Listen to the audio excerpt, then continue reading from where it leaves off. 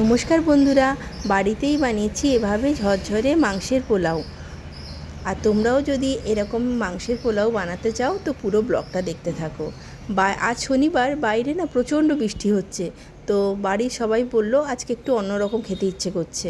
তো চলো, যেহেতু বাড়ির সবার ফরমাইশ ভালো অন্যরকম কিছু খাবো, তো মাংস ভাত না করে আমি ভাবলাম একটু পোলাও, চিকেন পোলাওই বানিয়ে নিই। তো এটা খুবই তাড়াতাড়ি হয় আর অনেক কোনো রকম বিশেষ এফোর্ট দিতে হয় না, খুবই তাড়াতাড়ি হয়। তো কড়াইতে সাদা তেল একটু গরম করেছি, তার উপরে দিয়ে দিয়েছি 1 চামচ ঘি। ওই ঘি উপরে দিয়ে দিয়েছি আমি লবঙ্গ, এলাচ আর দারুচিনি। এরপর কুচানো পেঁয়াজ ওই গরম তেলে করে আমি দিয়ে দেবো। এরপর পেঁয়াজটাকে এই গরম তেলের উপরে একটুক্ষণ ভাজতে থাকবো, অল্প নরম হয়ে যায় যাতে, ওরকম করে আমি একটুক্ষণ পেঁয়াজটাকে গরম তেলে ভাজতে থাকবো। আর বাইরে তো তুমুল বৃষ্টি পড়ছে, মানে কি বলে যেটা মুষলধারায় বৃষ্টি, ওরকম বৃষ্টি পড়ছে। বেশ ঠান্ডা ঠান্ডা ওয়েদারও আছে। এরকম ঠান্ডা ওয়েদারে একটু রিচ খেলে কোনো সমস্যা নেই। তো পেঁয়াজটা একটু হালকা ভেজে নিয়ে আমি তাতে দিয়ে দিলাম 1 চামচ আদা বাটা, আর দিব অল্প হলুদ, আর দেবো 2 চামচ মতো লঙ্কার গুঁড়ো। এই লঙ্কার গুঁড়োটা বিশেষ ঝাল নয়, ওই জন্য 2 চামচ মতো লঙ্কার গুঁড়ো দিলাম। আর এই মশলাটা কষানোর জন্য দিয়ে দেবো অল্প নুন।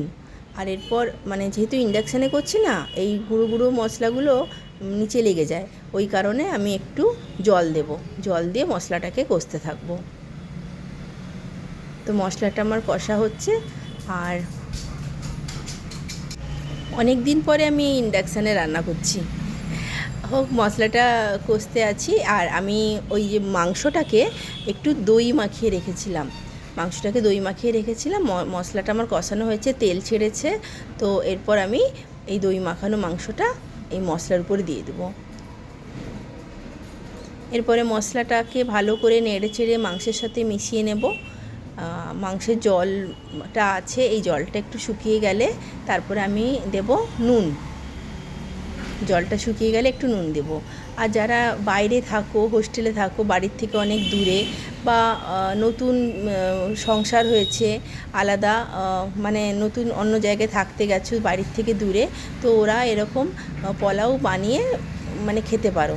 খুবই তাড়াতাড়ি হয় আর কোনো ঝঞ্ঝাট নেই। আর কোনো রকম চাপ নেই এটাতে রান্না করার। বেশ সুন্দরভাবে মাংস যেরকম কষানো হয় ওরকমই কষতে থাকবে। তারপরে দেখবে পরপর স্টেপগুলো দেখো, খুবই ইজি। তো আমি মশলাটা কষতে আছি, আমার জলটাও একটু শুকিয়ে এসছে। এরপর আমি একটু এই মাংসের উপর দিয়ে দেবো নুন, অল্প নুন, যাতে মাংসের মধ্যে নুনটা ভালো করে ঢুকে যায়।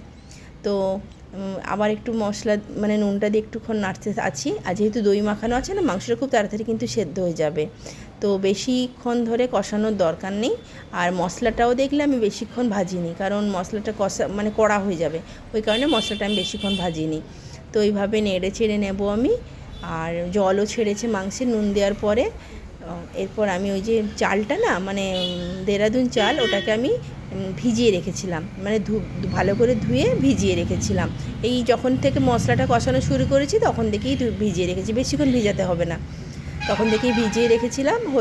এই চালটা এবারে আমি জল ঝরিয়েও রেখেছিলাম। এরপর এই মশলার উপরে আমি চালটা দিয়ে দেবো, জলও বেরিয়েছে মাংসের, তো ভালোভাবে মাংসের সঙ্গে মিশে যাবে চালটা। তো চালটা দিয়ে এই মাংসের সঙ্গে আর মশলার সাথে ভালো করে আমি আবার মিশিয়ে নেব। বেশি জোরে জোরে নাড়ার দরকার নেই, চালগুলো ভেঙে যেতে পারে। আর তোমরা এটা না চাইলে ঘরের যে চাল, ঘরের যে ভাত রান্না হয় ওই চালেও করতে পারো, যদি এই দেরাদুন চাল বা বাসমতি চাল বা গোবিন্দভোগ চাল না থাকে, ঘরের চালেও করতে পারো, কোনো সমস্যা নেই। আর এরপর মাংসের সাথে ভালো করে আমি এটাকে চালটাকে মিশিয়ে নেব। বাইরে তো তুমুল বৃষ্টি পড়ছে আর ঠান্ডা ঠান্ডা ওয়েদার, রিচ খেলে কোনো সমস্যা নেই। এরপর চালটা ভালো করে মিশিয়ে নেব। আর একটা কথা, এই যে আমাদের খেতে 4 জন, 5 জন, আমি 2 কৌটা চালের রান্না করেছিলাম।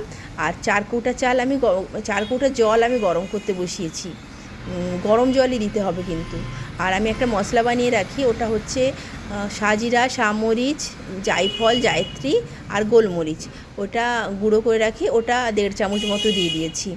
আর চালটা দেওয়ার পরে তো বসে যাচ্ছে, তাই জন্য আমি জল দিয়ে দিলাম।